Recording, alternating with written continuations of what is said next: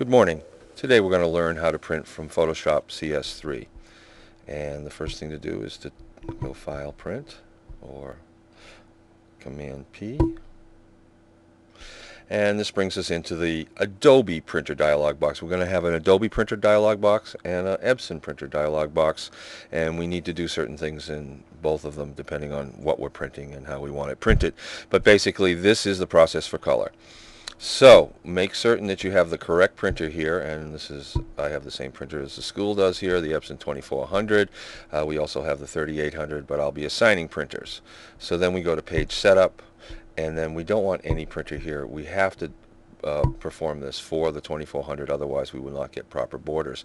And letter size paper for until we get to the final projects, and then you can change it from a vertical to a horizontal here, but you can also do it back in the dialog box right here.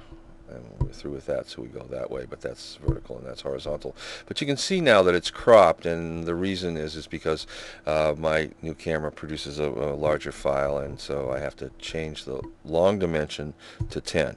So whether it's a horizontal or a vertical, change the long dimension to 10, and then you'll have half-inch borders on the sides if it's a horizontal, and slightly larger borders top and bottom, so that the 2 to 3 dimensions of the image fit the 3 to 4 dimensions of the print size. If you have a compact camera, most of the time it'll be exactly right. It'll say 7.5 by 10 because that's the 3 to 4. And that's what most of the smaller cameras have. So now once we're finished with this size, and these don't really matter, I like to keep them both checked, but nothing essential here. I'm printing into ProPhoto, but I'm going to be teaching, this should say Adobe RGB for everyone. And ProPhoto is okay to use. Adobe RGB is the standard, however. So we're going to learn Adobe RGB, but this is fine now. And now here under color handling we have 3 options. Printer manages color, never, ever, ever for a Macintosh. Photoshop manages color is the proper technique for printing color images, and we are going to use no color management for our black and white images.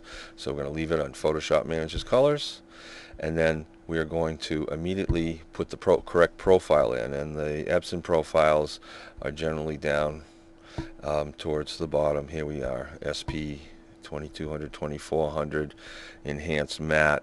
That's correct for what I have in my printer right now.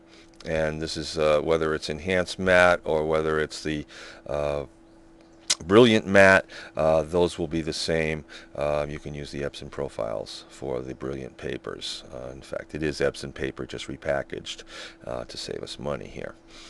The next thing is to make certain that this is on perceptual. Perceptual and relative colorimetric are the only options that you have here. The other two are not for printing to inkjet printers, and perceptual is the best. I'll explain more about it, although right down in the dialog box down below here, when I have it selected here, it tells you what it does. Okay, and leave black point compensation. And we're all through with the Epson, the Adobe dialog box, and when we hit print we're going into the Epson dialog box, and here we have the 2400. We can leave that standard. Now this is the leopard version of the dialog box, and this class is taught in the room where it has Tiger. I don't have a Tiger computer at home, but it's not very much difference. This will look approximately the same, and this box will have layout. I call this the winged dialog box because it has these 2 lines on either side of it, and it's the only important one here until you get inside of it. So don't mess with a lot of the stuff out here. Make sure you go to print settings first. And in the Tiger dialog box right below print settings will be color management, and those are the only 2 places that you have to go.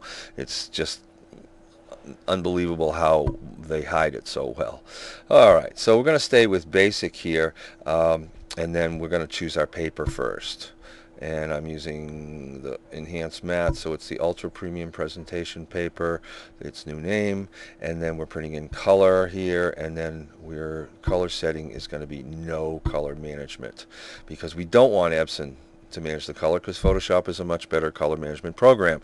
And then we want to click advanced here and choose best photo high speed, and we'll be doing all of the quality will be always best photo high speed. It's a little faster, so more people get to print faster, and it works out better.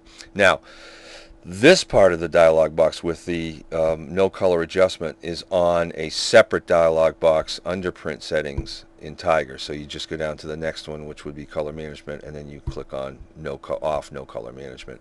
And that's the only difference between the dialog box.